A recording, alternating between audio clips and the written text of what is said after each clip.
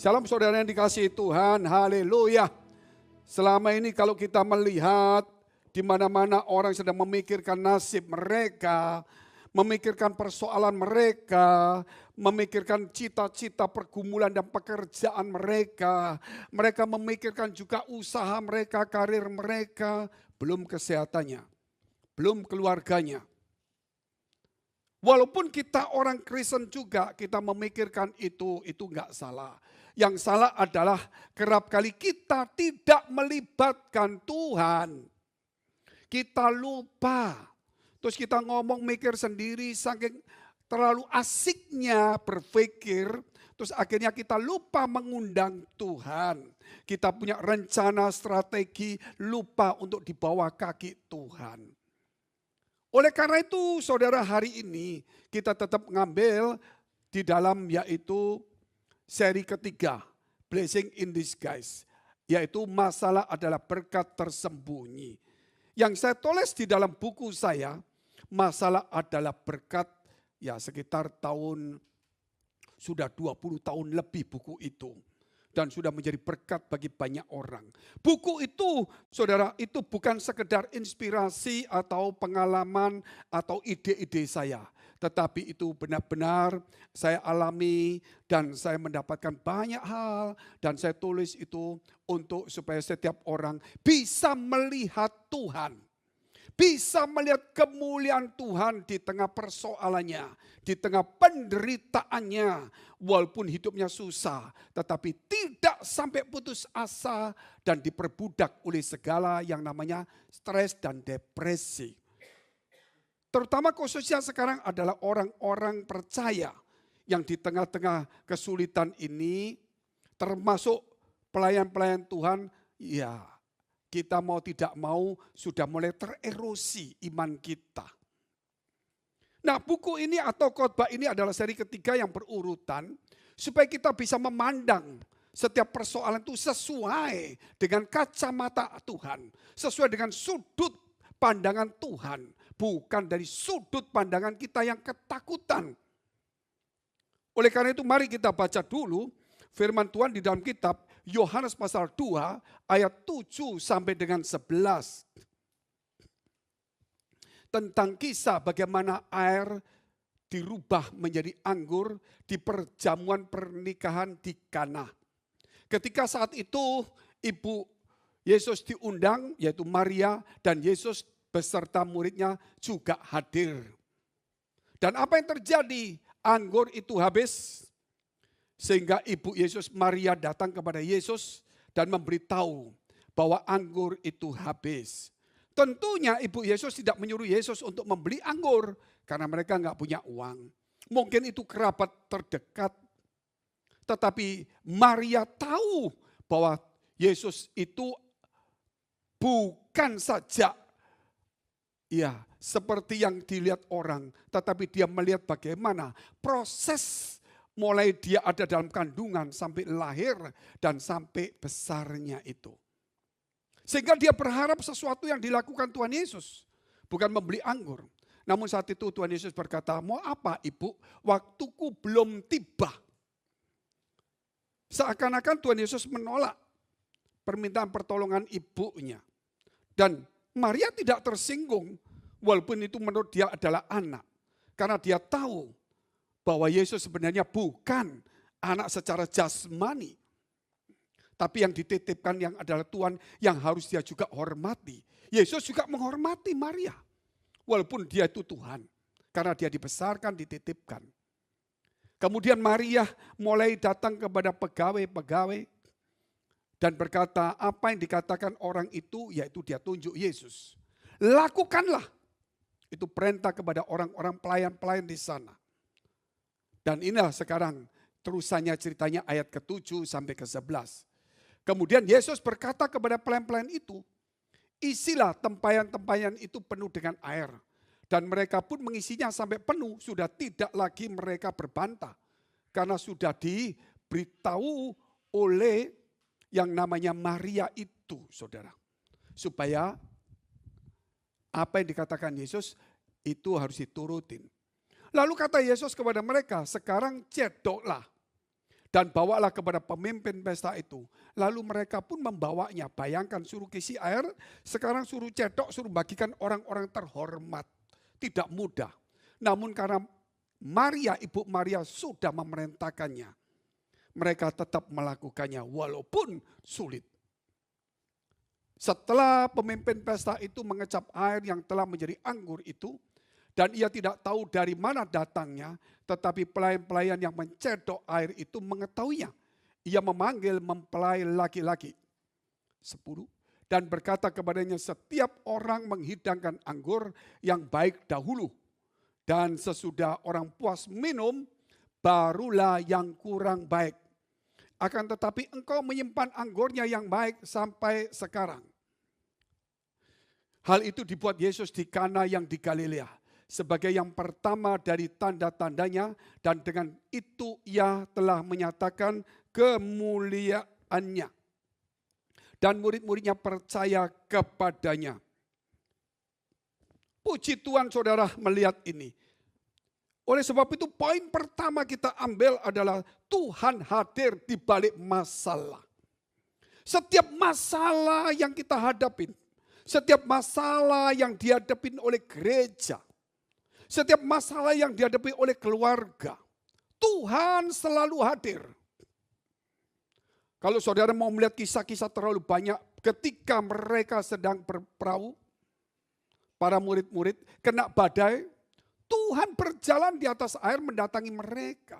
Tuhan melihat dan ada di balik badai. Atau saudara melihat Tuhan hadir di balik masalah. Ketika perjamuan di Kana, ketika ada masalah, Tuhan ada di sana, Tuhan diundang di sana.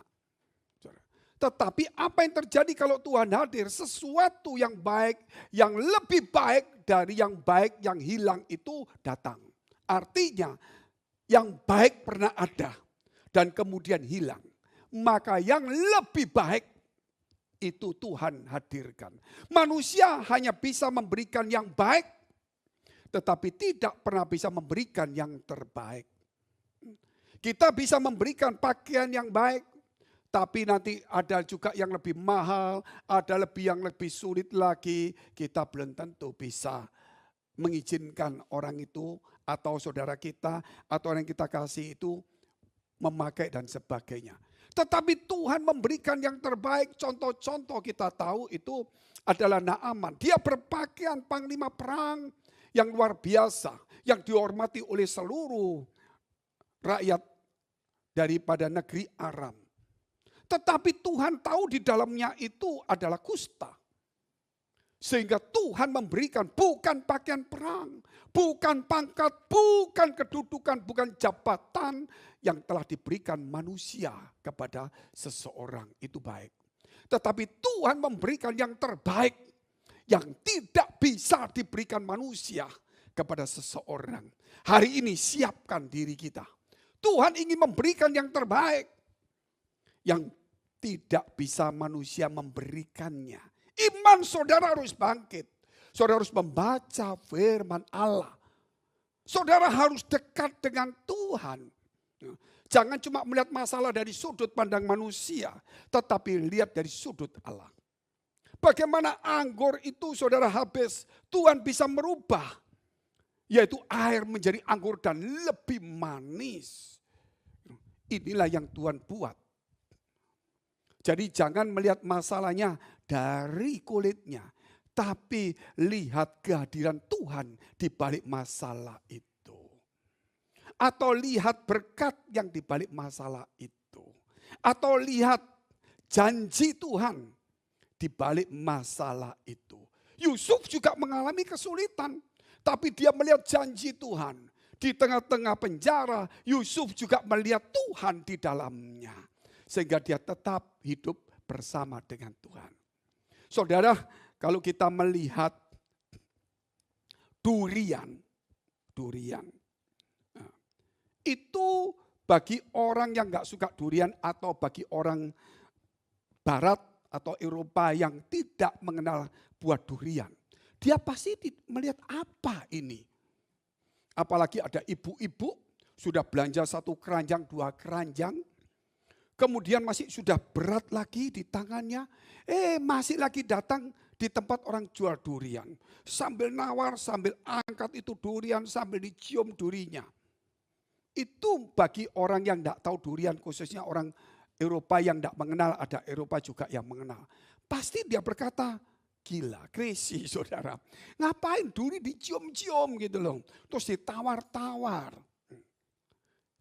Karena orang itu tidak tahu di dalamnya, cuma hanya lihat kulitnya. Siapa orang mau beli durian makan kulitnya? Ya enggak ada.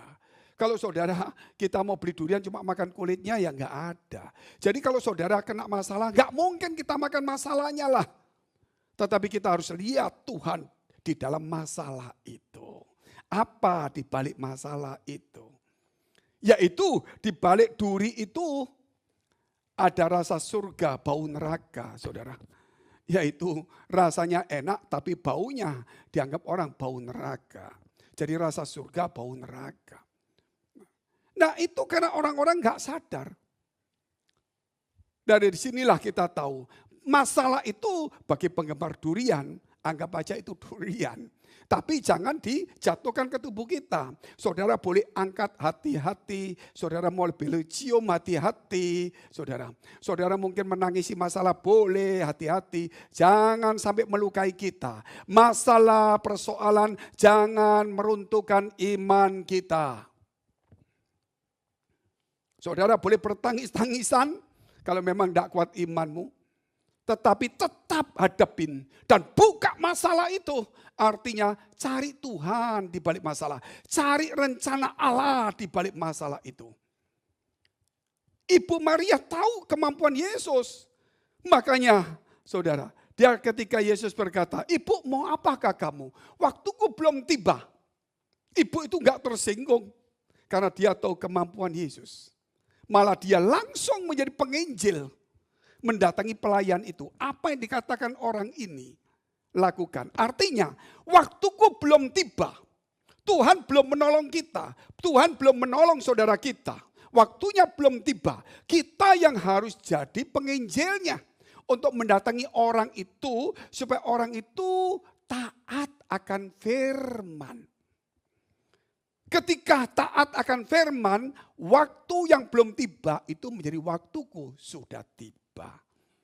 Banyak saya mendengar orang-orang mendapatkan rema. Tuhan ini berbicara waktuku belum tiba kok tiba-tiba dia lakukan. Ya mungkin ada pendapat yang berbeda. Jadi ada yang ngomong Tuhan lakukan ini karena ini. Ya Tuhan kelihatannya demi pernikahan dia sampai melanggar. Ini juga salah saudara. Sebenarnya bukan melanggar. Waktuku belum tiba itu karena Yesus belum dikenal. Sehingga kalau saudara baca ayat di bawahnya. Sejak saat itu tersiarlah berita. Dan sejak saat itu baru orang tahu Yesus itu siapa. Nah kita juga demikian. Orang-orang yang gak percaya. Orang-orang yang punya nasib sial masalah. Orang-orang yang menggerutui meratapi nasibnya. Orang-orang yang terbeban persoalan, hutang segunung. Kita datangi kasih firman Allah. Supaya taat akan firman, hanya taat. Kita ini anggap aja seperti Bu Maria. Ngomongi, apa yang dikatakan firman itu lakukan. Ketika yes, Tuhan pasti bicara. Dan terjadilah mujizat. Amin. Poin yang kedua kita lihat berkat di balik masalah. Apa itu kok berkat di balik masalah? Jadi Tuhan hadir di balik masalah. Berkat di balik masalah. Ini. Yaitu kalau kita melihat saudara.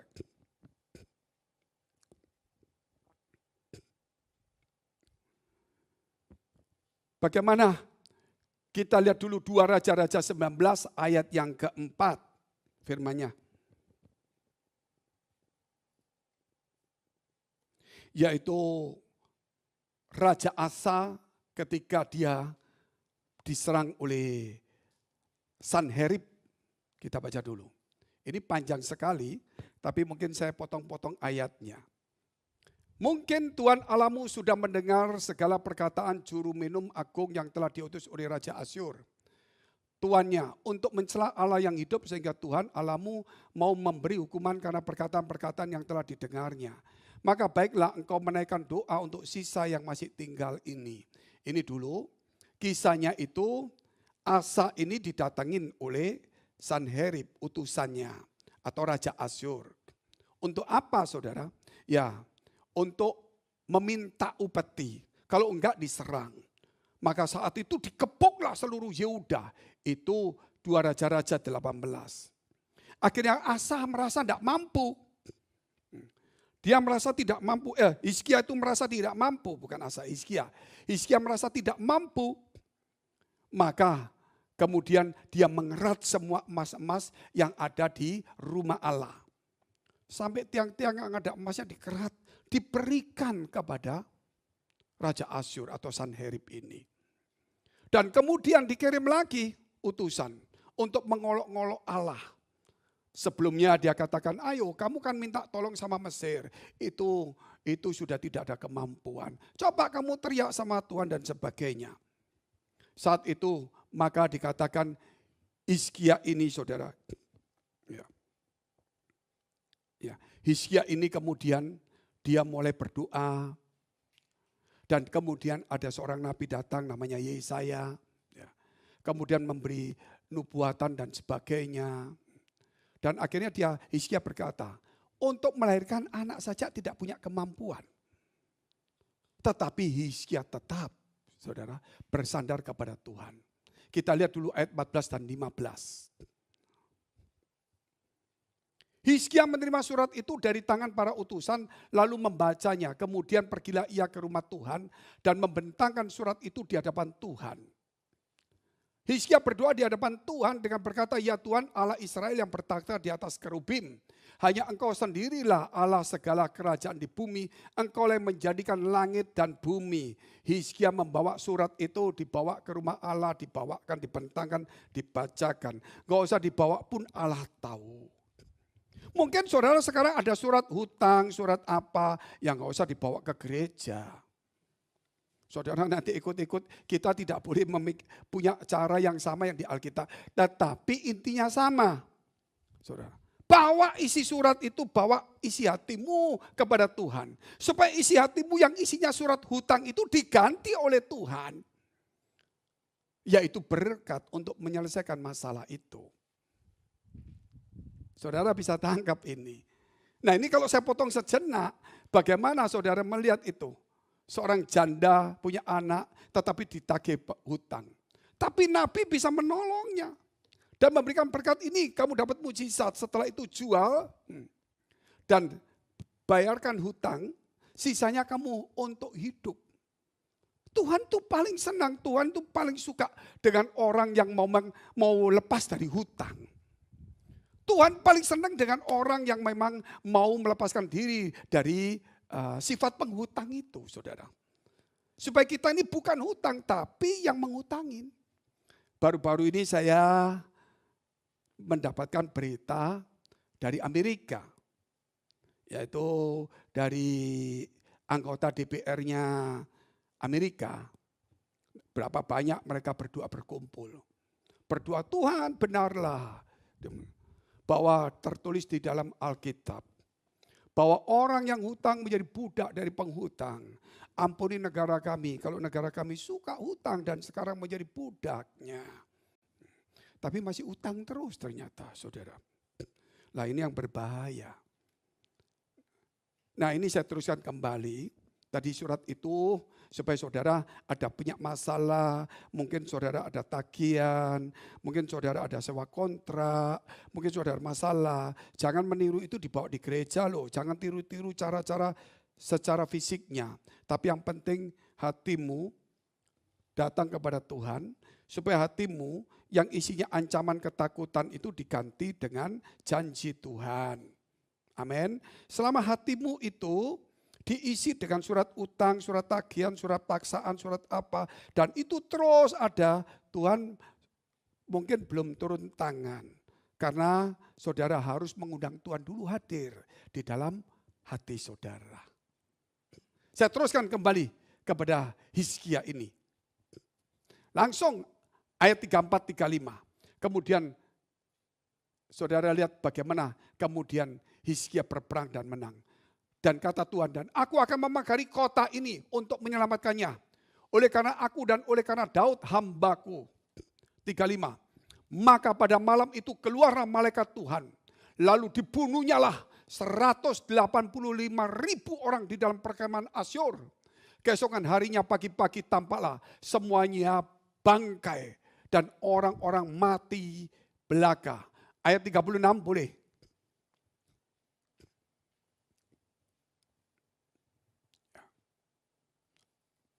Ada ya. Sebab itu berangkatlah Sanherib Raja Asyur dan pulang, lalu tinggallah ia di Nineve. Dia pulang, dia kalah, saudara. Tuhan turut campur. Ketika masalah itu terjadi dan kemudian Tuhan diundang. Hizkia tidak perlu bertempur. Tetapi malaikat Tuhan datang. Langsung 185.000 orang mati. Dibunuhnya. Dan mereka tunggang langgang. Dan berkat itu saudara melihat. Yaitu pasukan-pasukan yang sudah meninggalkan perisai, tombak, pedang, kereta, kuda, makanan, perbekalan. Itu mereka bawa pulang. Berkat di balik masalah. Jadi saudara jangan melihat masalahnya, tapi lihat berkat di baliknya. Kalau saudara bisa mengatasi masalah bersama dengan Tuhan, pasti masalah itu berubah menjadi berkat. Masalah yang besar kalau kita hadapi dengan iman yang besar, maka masalah besar menjadi berkat besar. Kalau masalah kecil kita hadapi dengan iman kecil, ya tetap masalah kecil saudara. Bisa menjadi besar juga. Jadi bukan masalahnya kecil atau besar. Iman itu tetap besar. Jangan pernah meremehkan masalah itu. Saja saudara kita melihat kemudian. Yaitu poin yang ketiga. Melihat rencana Tuhan di balik masalah. Melihat rencana Tuhan di balik masalah. 2 Tawarik 14 ayat 4 sampai dengan 13. Ingat itu. Rencana Tuhan ketika air dirubah menjadi anggur, ternyata itu untuk kemuliaannya, untuk menyatakan dirinya pada saat itu. Saya yakin, saudara, lihat rencana Tuhan di balik masalah itu. Saya membacakan, ini Raja Asa ini. Bukan Hizkia, kalau ini Asa, tadi Hizkia. Ia memerintahkan orang Yehuda supaya mereka mencari Tuhan Allah nenek moyang mereka. Dan mematuhi hukum dan perintah. Ia menjauhkan bukit-bukit pengorbanan dan pedupaan-pedupaan dari segala kota di Yehuda. Dan kerajaan pun aman di bawah pemerintahannya. Karena negeri itu aman dan tidak ada yang memeranginya di tahun-tahun itu. Ia dapat membangun kota-kota benteng di Yehuda. Tuhan telah mengaruniakan keamanan kepadanya. Katanya kepada orang Yehuda, marilah kita memperkuat kota-kota ini dan mengelilinginya dengan tembok-tembok beserta menara-menaranya, pintu-pintunya dan palang-palangnya. Negeri ini masih dalam tangan kita karena kita mencari Tuhan Allah kita dan Ia mencari kita serta mengaruniakan keamanan kepada kita di segala penjuru. Tunggu dulu ini ya, ini ayat bagus sekali. Jadi ketika kita mulai diberkati, jangan berhura-hura, perkuat. Benteng-benteng rohani saudara, banyak orang ketika diberkati malah hura-hura pergi. Natal meninggalkan gereja, jalan-jalan. Ketika diberkati, perkuat imanmu. Karena di dalam buku saya masalah adalah berkat di pasal yang terakhir. Ingat, saya tulis begitu. Iblis mengintai di balik berkat. Kalau masalah, ya berkat di balik masalah jelas. Tapi ketika diberkati, iblis itu mengintai di baliknya.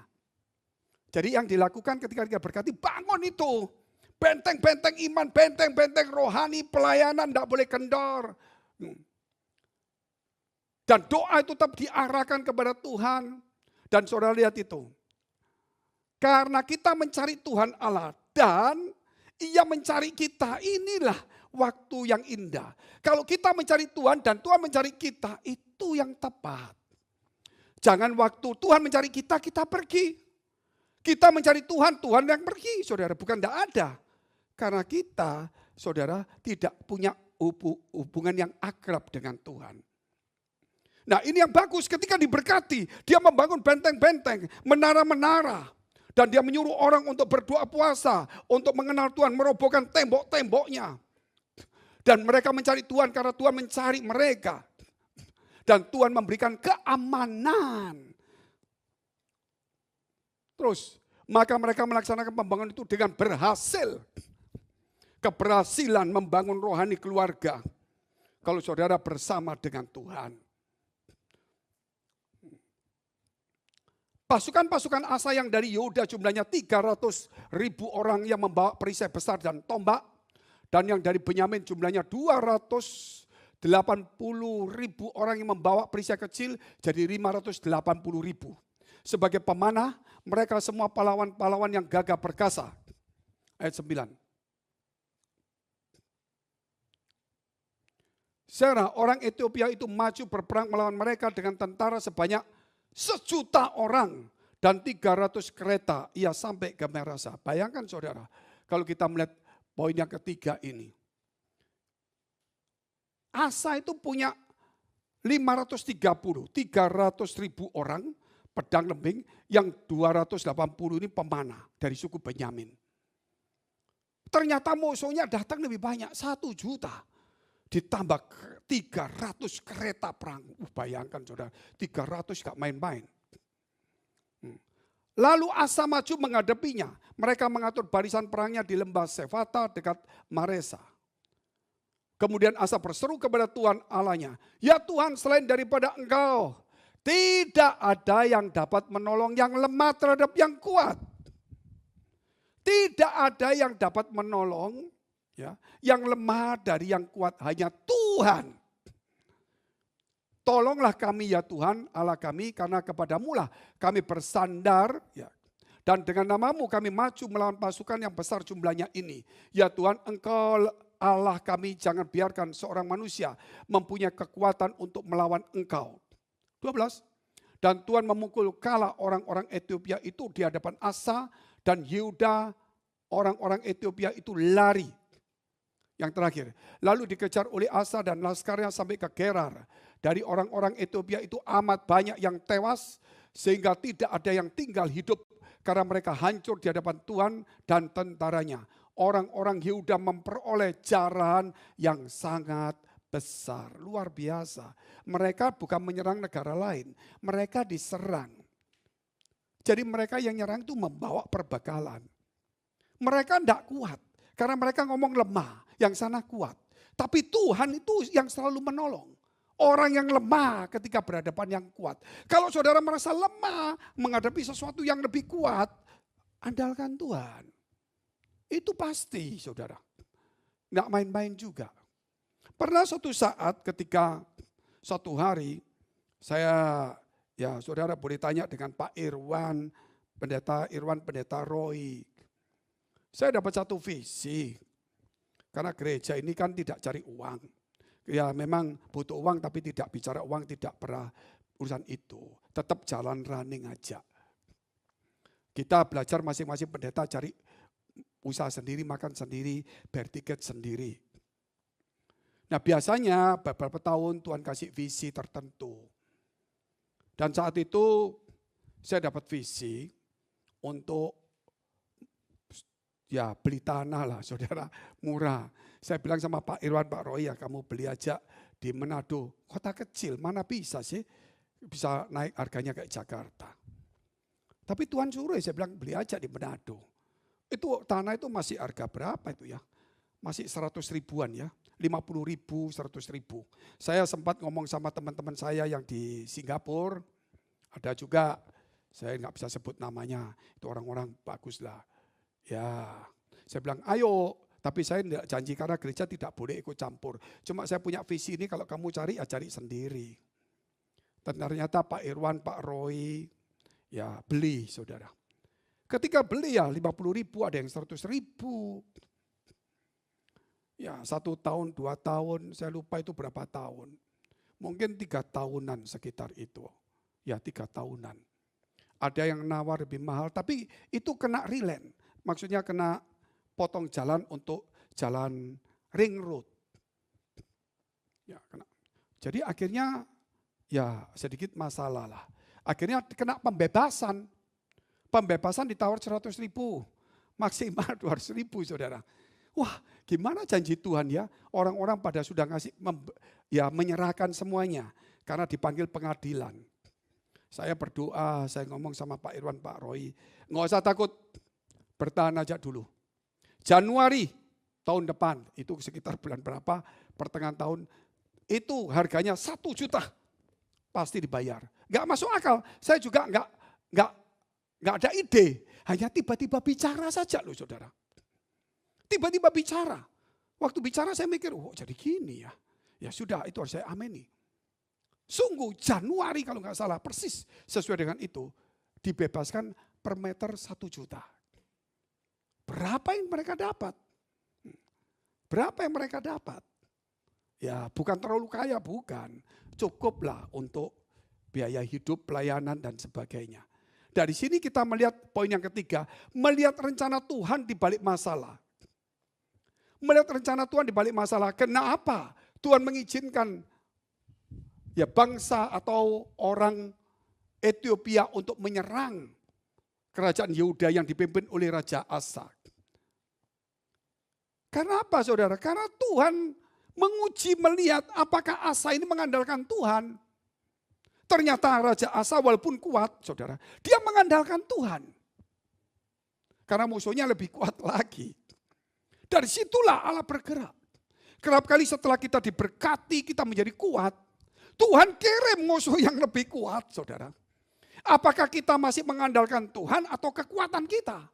Ternyata kerap kali kita ini tidak seperti Asa. Mengandalkan kekuatan sendiri. Oh aku punya uang, aku punya ini. Nanti begitu keteter baru cari Tuhan. Tuhan ingin supaya setiap langkah kita ini bersama Tuhan dan mengandalkan Tuhan. Walaupun itu musuhnya kecil, kita lebih besar, tetap mengandalkan Tuhan. Saudara. Karena hati kita ini bukan mengandalkan duniawi kekuasaan, tapi hati kita diisi oleh Tuhan dan firman-Nya. Kenapa? Karena Tuhan itu sayang sama kita, saudara. Saudara melihat di dalam kitab Yesaya 49, ayat 15 sampai dengan 17. Yesaya 49, ayat 15 sampai dengan 17. Dapatkah seorang perempuan melupakan bayinya sehingga ia tidak menyayangi anak dari kandungannya? Sekalipun dia melupakannya, aku tidak akan melupakan engkau. Luar biasa. Lihat aku telah melukiskan engkau di telapak tanganku. Tembok-tembokmu tetap di ruang mataku. Saya ingat ada lagu-lagu. Ku di tanganmu, ya ku di hatimu. Itu nanti kita akan pujikan pujian itu. Firman. Dan sekali lagi ayat 16, ayat 16-nya saya bacakan dulu. Lihat aku telah melukiskan engkau di telapak tanganku. Tembok-tembokmu tetap di ruang mataku. Luar biasa. Orang-orang yang membangun engkau datang bersegera. Tetapi orang-orang yang merombak dan merusak engkau, meninggalkan engkau. Luar biasa saudara. Dikatakan seorang perempuan yang melahirkan anak tidak mungkin melupakan.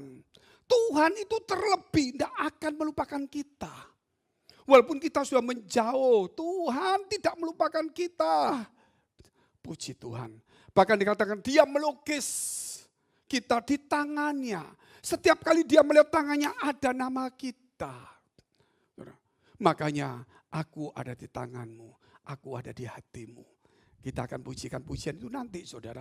Dan dikatakan orang-orang yang membangun akan datang kepada kita. Oh Pak Fengki, ini apa yang perlu saya bantu? Saudara, bukan Pak Fengki jangan kerja ini, salah itu salah. Saudara, banyak sekali. Tetapi orang-orang yang merombak dan merusak engkau, meninggalkan engkau. Dulu ada orang yang merusak. Dulu ada orang yang suka begini begitu. Meninggalkan. Diganti orang yang suka membangun bersama-sama. Karena Tuhan yang mengirim semua. Karena Tuhan. Tidak ada yang lain, saudara. Hanya Tuhan itulah yang bisa menolong orang lemah dari yang kuat. Puji Tuhan. Kita lihat poin yang keempat.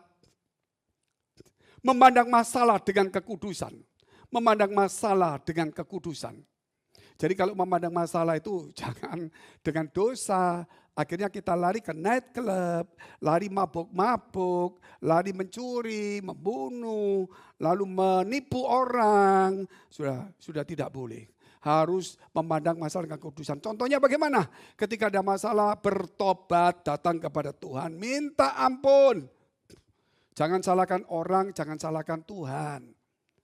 Datang ya Tuhan, aku salah, aku lakukan ini, aku salah.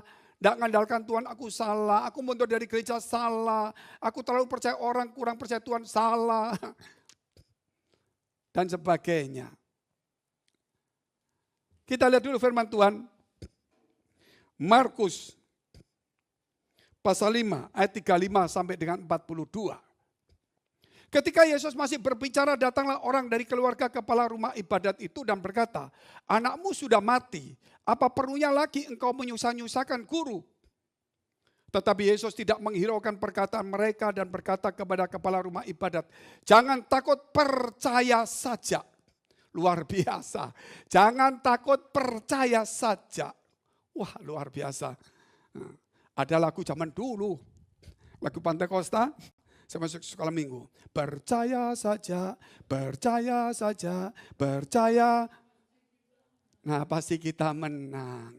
Nah, percaya kita ini hari ini hilang, percaya kepada orang. Nah, itu ada lagu-lagu lama juga bagus juga. Jangan cuma lagu baru terus. Kadang-kadang pendeta ini capek saudara. Hafal ayat ini banyak sekali kadang lupa. Harus menghafal lagu baru.